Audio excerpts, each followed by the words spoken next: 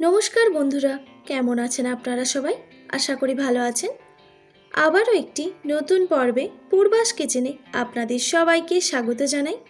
আজকে আমি বরবটি আলুর নিরামিষ একটি রেসিপি আপনাদের সঙ্গে শেয়ার করব। তো স্কিপ না করে সম্পূর্ণ ভিডিওটি দেখার জন্য অনুরোধ রইল। তো চলুন বন্ধুরা, এবার রান্নার দিকে এগোনো যাক। বরবটি আলুর নিরামিষ সবজি বানানোর জন্য এখানে আমি 500 গ্রাম বরবটি এইভাবে কেটে পরিষ্কার করে ধুয়ে রেখেছি। আমি বরবটি এই রকম সাইজে কেটে নিয়েছি। আপনারা চাইলে কিন্তু আপনাদের পছন্দ মতো সাইজে বরবটি কেটে নিতে পারেন। তারপরে এইদিকে 3টে আলু একইভাবে আমি কেটে নিয়েছি, তারপর পরিষ্কার করে ধুয়ে নিয়েছি। আর রেসিপিটা বানানোর জন্য আমি একটা কড়াই নিয়েছি। কড়াইটা আমি প্রথমে ভালো করে গরম করে নেব। তারপর দিয়ে দিচ্ছি 1 টিস্পুন সর্ষের তেল। আপনারা চাইলে কিন্তু আপনাদের পছন্দ মতো তেলে রান্নাটা করে নিতে পারেন। তো তেলটা কড়ার চারপাশে ভালো করে ছড়িয়ে দিলাম। প্রথমে আমি আলুগুলো ভেজে নেব। তারপর দিয়ে দিচ্ছি স্বাদ মতো নুন আর সামান্য একটু হলুদের গুঁড়ো।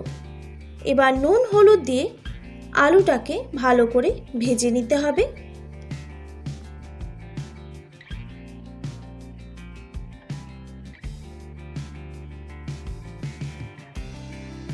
আলু ভাজা হয়ে গেছে। এবার আমি আলু ভাজাটা একটা প্লেটে তুলে নিচ্ছি।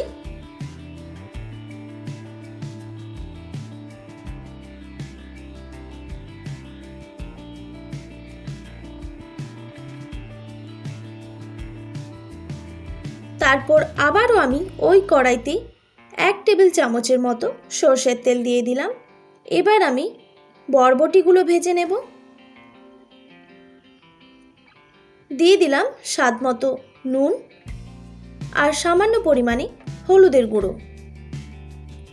এবার নুন হলুদটা দিয়ে বরবটিটাকেও ভালো করে ভেজে নিতে হবে।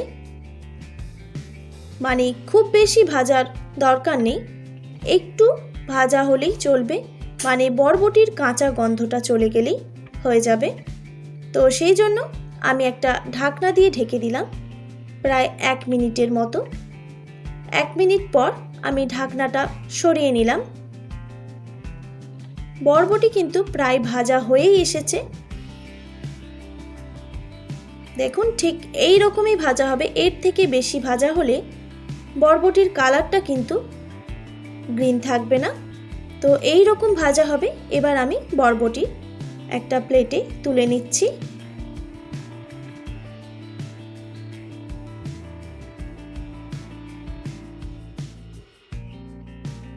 তারপর আবারও আমি ওই কড়াইটায় পরিষ্কার করে ধুয়ে বসিয়ে দিলাম।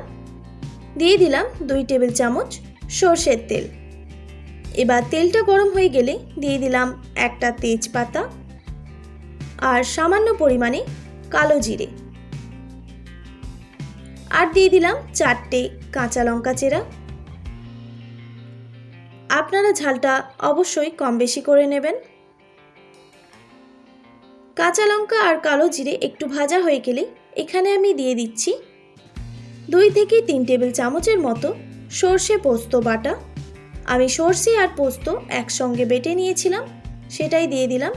আর সামান্য পরিমাণে একটু জলও দিয়ে দিলাম। আর দিয়ে দিলাম স্বাদ মতো নুন আর 1/2 টিস্পুন হলুদের গুঁড়ো। আর দিয়ে দিলাম শুকনো লঙ্কার গুঁড়ো 1/2 টিস্পুন। আপনারা কিন্তু লঙ্কাটা অ্যাডজাস্ট করে নেবেন। এবার সব মশলাগুলোকে ভালো করে কষিয়ে নিতে হবে।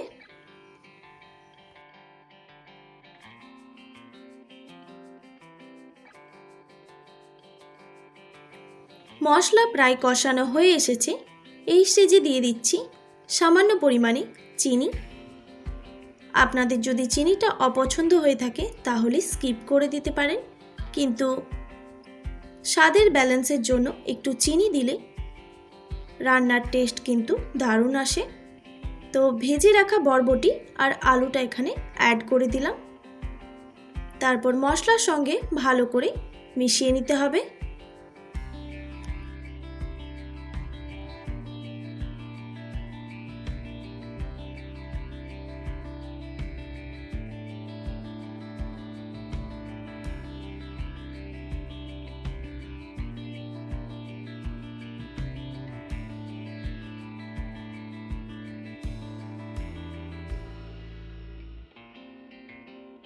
প্রায় 1 থেকে 1.5 মিনিট টাইম নিয়ে আমি মশলার সঙ্গে বরবটি আলু কষিয়ে নেওয়ার পর দিয়ে দিলাম 1 বাটির মতো জল।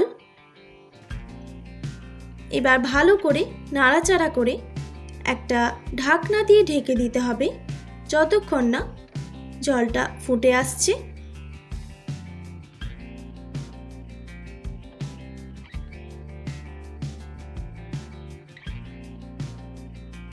কিছুক্ষণ পর ঢাকনাটা সরিয়ে নিলাম।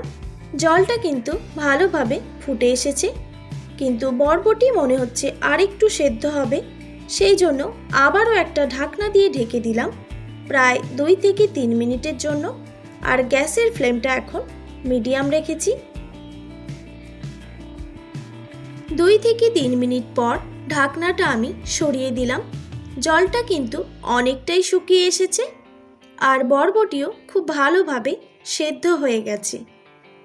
আপনারা চাইলে কিন্তু এই রকম গ্রেভিও রাখতে পারেন, কিন্তু আমি একটু শুকনো শুকনো বানাচ্ছি, তো আমি এই গ্রেভিটাকে একদম শুকিয়ে নেব। তো আমি এখন গ্যাসের ফ্লেমটা হাই করে দিয়েছি। এবার এইভাবে জলটা শুকিয়ে আসলেই নামিয়ে নিলেই রেডি গরম গরম বরবটি আলুর নিরামিষ সুস্বাদু একটি রেসিপি। এটা ভাত, রুটি, পরোটা সব কিছুর সঙ্গেই কিন্তু বেশ ভালো লাগে। তো আজকের রেসিপি আপনাদের কেমন লাগলো অবশ্যই কমেন্ট করে জানাবেন। আর প্লিজ আপনারা চ্যানেলটিকে সাবস্ক্রাইব করে আমার পাশে থাকার অনুরোধ রইল। আর বেল আইকনটিও প্রেস করে দেবেন, তাহলে নিত্য নতুন রান্নার ভিডিওগুলি আপনাদের কাছে পৌঁছবে। তো ভালো থাকবেন, সুস্থ থাকবেন। দেখা হচ্ছে নতুন কোনো রেসিপি নিয়ে। আজকের মতো এইটুকুই। আর এতক্ষণ আমার সঙ্গে থাকার জন্য আপনাদের সবাইকে অনেক ধন্যবাদ।